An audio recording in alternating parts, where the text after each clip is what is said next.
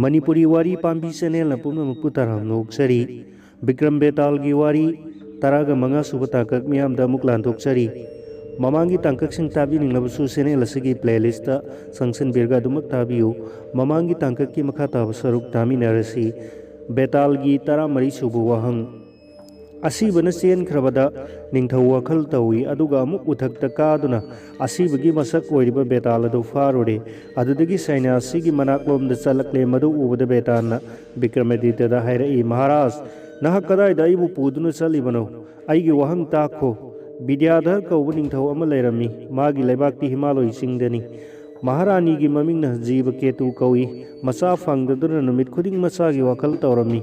Masagi damak Sri Mahadeva pungning changna ningjai nongmagi arepa leitana Bhavani gi saranda hai leikali adum tauba aduda peladuna matam kharagi matungda Mahadevana Rani aduda masa fangjaro haina bor pibire bor phangabada Rani harauna leijare numit kharani gi matungda Rani garbhapati oirakladuna numit suraga ningthi fajakraba masanipa ama pokchare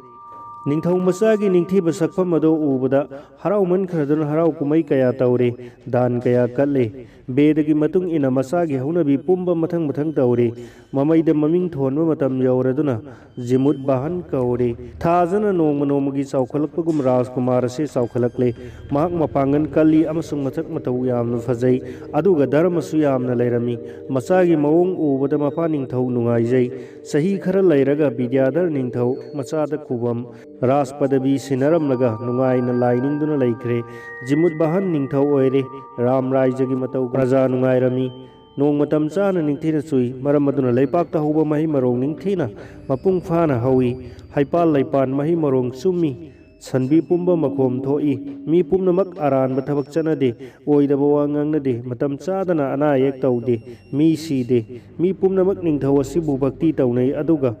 Kalpana Prishan Oiraba Shor Adubudi Numit Kudingi Seba Kaijade Matau Aduda Mahadevana Mabu Thaujan Biduna Hairami Maharaj Nahaki Sebada Ehak Pele Apamba Bor Nizau Pibige Wadu Tabada Ningthau Jimut Bahan Hangali Aigi Hek Laijariba Praja Punamak Ina Khunba Nungai Yai Phaba Pinabiu Mado Aina Pamjaba Borni Maduda Isorna Mabu Pina Sian Maningthauni Haina Thagat Pire Aduga Borado Pibire Maduda Ningthau Harauna Mayumda Chatkare Isorgi Bor Laibana Prajapunamak Nongmugi Nungairakle Ningthaugi Sagai Natai Punamak Ina Kaira Kulakle Awat Apa Laitraba Aduda Sagai Punamak Tinaduna Wa Khana Khare Aduga Ningthaugi Mathakta Lal Horakle Mawong adu ubada Jimut Bahan mapada sagai gi lal ado mitna kuppada ngamjage mamai maithi hange lan gi athang pinabiyo haijarami masagi watabada mapana nathantaga mayam ga lamba paba matik sade lal tauganu khamki aduga maru oiba pokta kayamuk piki ibungo sangsarda nungaiba amasung ningthaugi padabina jingba pumba se arepanati mayani Amarom sagai hatpagi pap yamna sawbani lal tauninganu asawbu pumba thado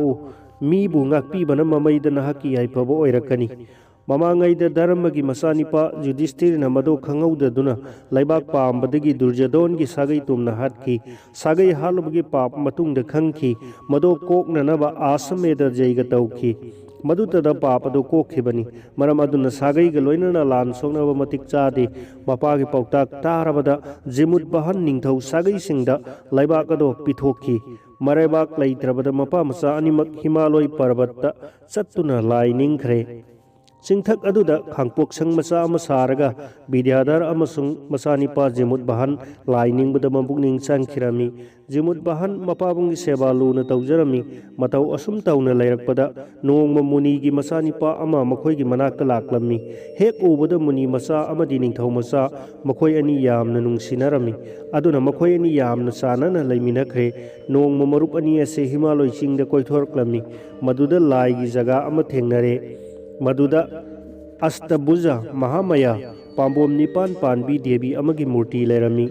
Jimut Bahan Devi gi Murti ado ubada Mabukninda Prema Mapokladuna Devi gi Saranda Danabot Oina Khoram Jarami Matam Adumaktada Atopa Ningthaugi Masanupi Ras Kaina Amasu Bhagavati Ado Darsal Laklami Madi Pung Jantra Kaya Khong Laduna Mata Singaloina Laklami Ras Kaina ado Thudokna Masak Phajai Yengbada Kam Kauba Lai gi Rati Gumni ꯀꯂꯥ ꯇꯔꯥ ꯇꯔꯨꯛꯅ ꯇꯤꯜꯂꯕ ꯃꯄꯨꯡ ꯐꯥꯔꯕ ꯄꯨꯔꯅꯤꯃꯥꯒꯤ ꯊꯥꯖꯒꯨꯝ ꯃꯉꯥꯜ ꯆꯥꯎꯏ ꯑꯃꯁꯨꯡ ꯏꯪꯏ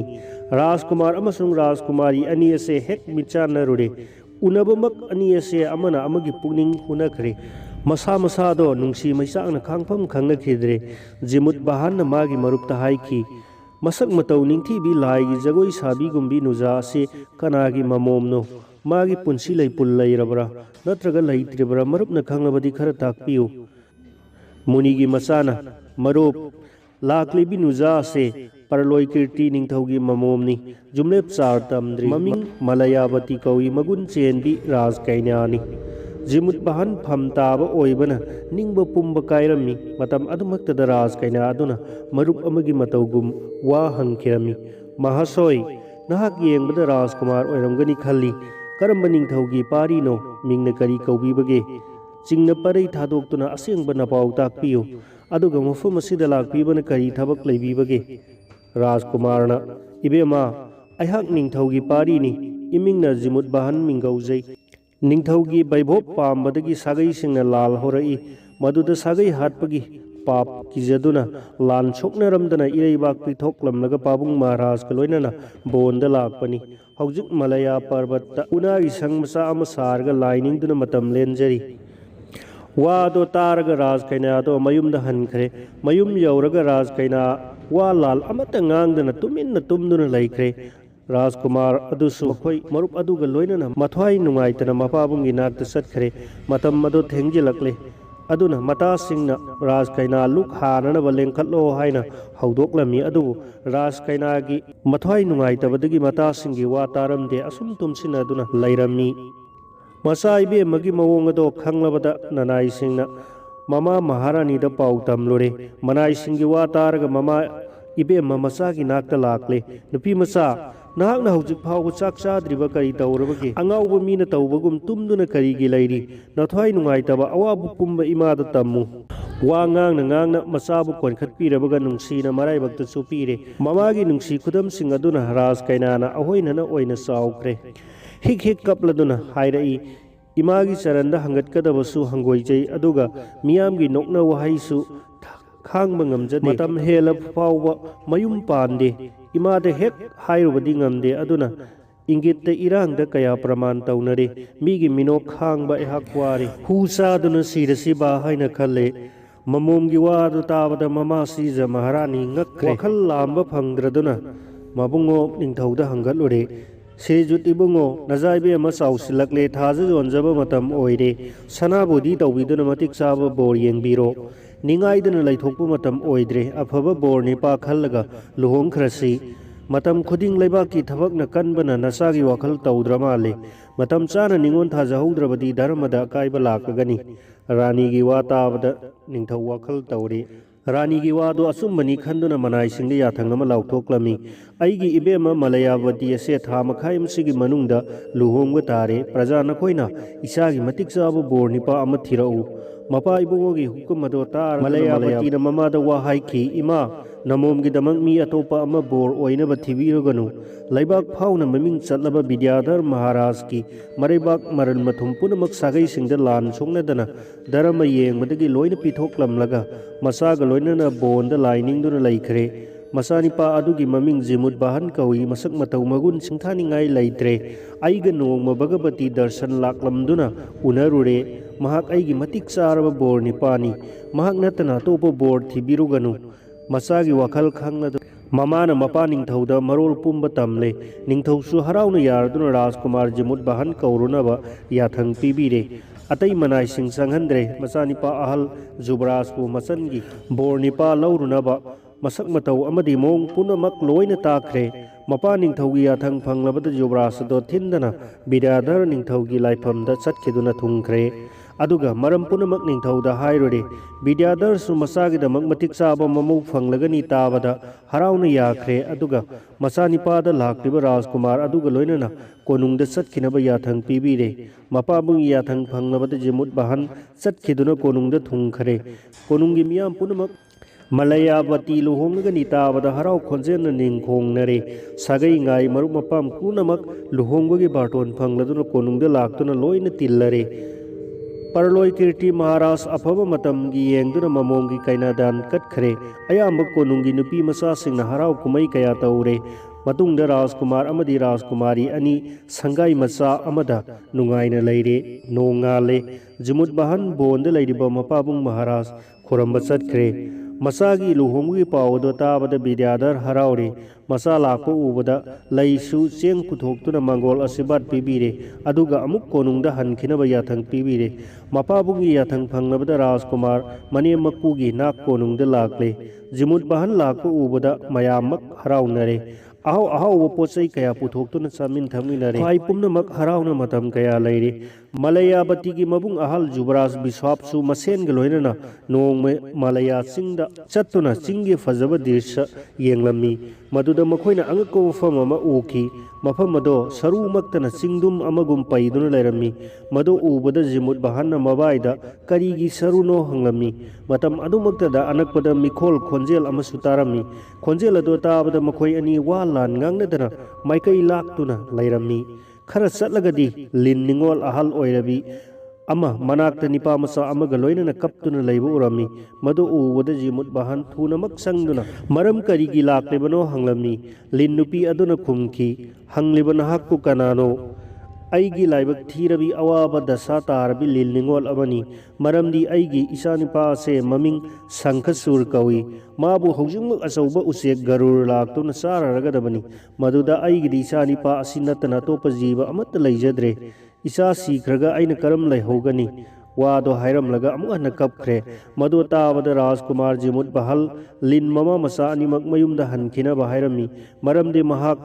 राजकुमार मसामंगना संखचूर की महुत सिंधुना गरुड़ पीजरगे हाइखिरमी लिन नुपी अदुना हाइरई इबुंगो नहाकना मीगी मथवाई कन्ननबगीदमक नथवाई थाबा हौनदे संखचूरगिदी मराइबंगना तमख्रबनी संखचूरनसु मागिदी पुंसी लोइरबनी संसार असिदा थवाईगा मानना नुंसिबा पोसक लैत्रबनी अदुगुंबा प्राण अदुबु करिगिदमक अइगी महुत सिंधुना सीगदौरिबनो हाइजखी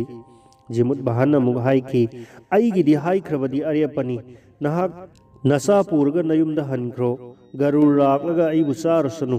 संखरसुर ममागा लोइनना हनख्रे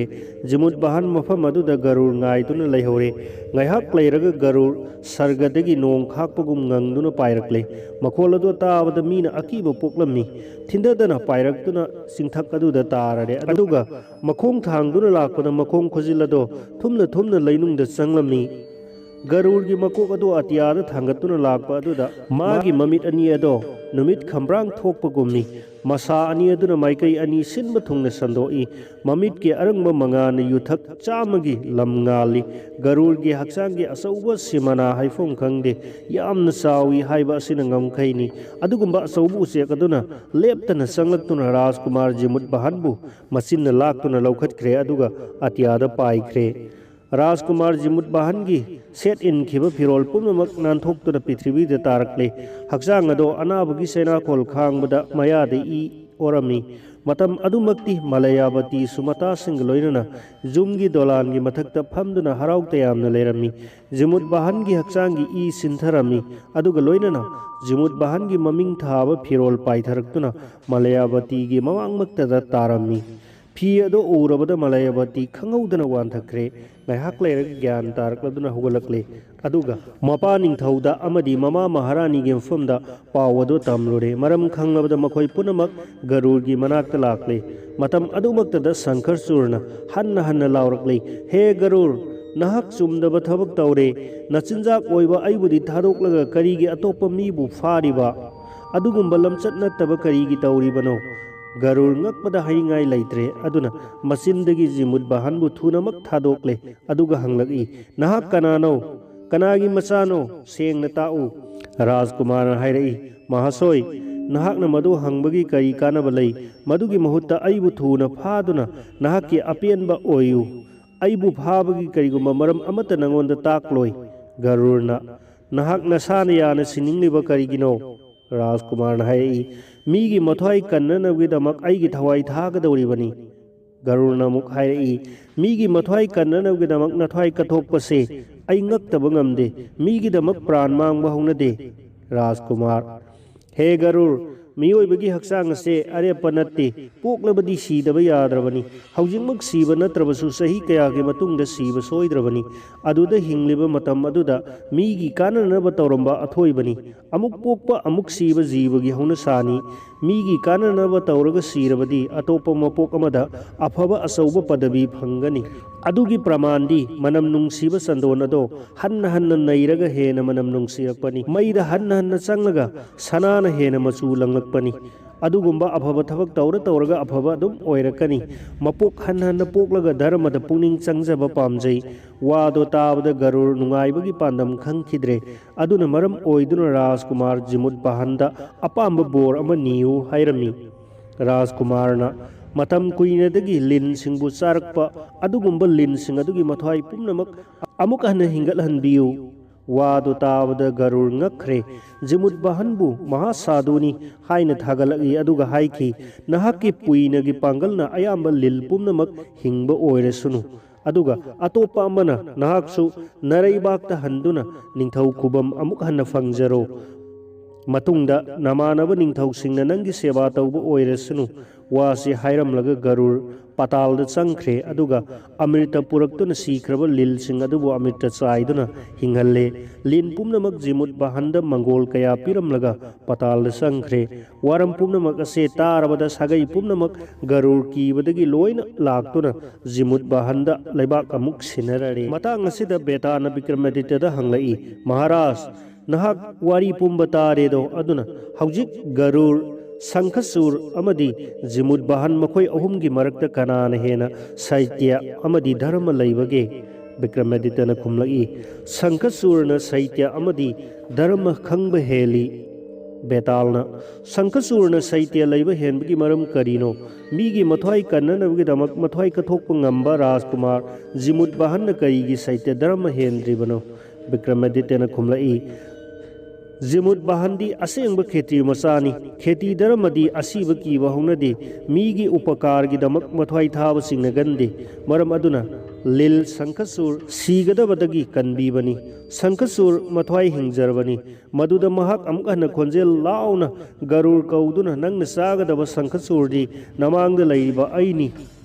ꯑꯗꯨꯗ ꯀꯔꯤꯒꯤ ꯑꯇꯣꯞꯄ ꯃꯤ ꯆꯥꯔꯤꯕꯅꯣ? ꯇꯥꯛꯈ꯭ꯔꯦ꯫ ꯃꯍꯥꯛ ꯑꯁꯤꯕ ꯑꯗꯣ ꯃꯊꯧꯅꯤ ꯅꯤꯡꯗꯨꯅ ꯑꯀꯤꯕ ꯂꯩꯈꯤꯗꯦ, ꯆꯦꯟꯈꯤꯒꯗꯕ ꯃꯥꯅ ꯆꯦꯟꯗꯗꯨꯅ ꯒꯔꯨꯔꯕꯨ ꯍꯟꯅ ꯀꯧꯗꯨꯅ ꯇꯥꯛꯈꯤ, ꯃꯔꯝ ꯑꯗꯨꯅ ꯑꯩꯒꯤ ꯋꯥꯈꯟꯗꯗꯤ ꯁꯪꯈꯆꯨꯔꯗ ꯍꯦꯟꯅ ꯁꯥꯍꯤꯇ꯭ꯌ ꯑꯃꯗꯤ ꯙꯔꯃ ꯂꯩꯕ꯭ꯔꯥ ꯈꯜꯂꯤ꯫ ꯋꯥꯗꯨ ꯍꯦꯛ ꯇꯥꯕꯗ ꯕꯦꯇꯥꯜ ꯍꯔꯥꯎꯗꯨꯅ ꯊꯤꯟꯊꯗꯅ ꯁꯤꯡ ꯆꯥꯞꯄ ꯃꯊꯛꯇ ꯑꯃꯨꯛ ꯍꯟꯅ ꯀꯥꯈ꯭ꯔꯦ꯫ ꯃꯇꯥꯡ ꯑꯁꯤꯗ ꯕꯦꯇꯥꯜꯒꯤ 14ꯁꯨꯕ ꯋꯥꯍꯪ ꯂꯣꯏꯖꯔꯦ꯫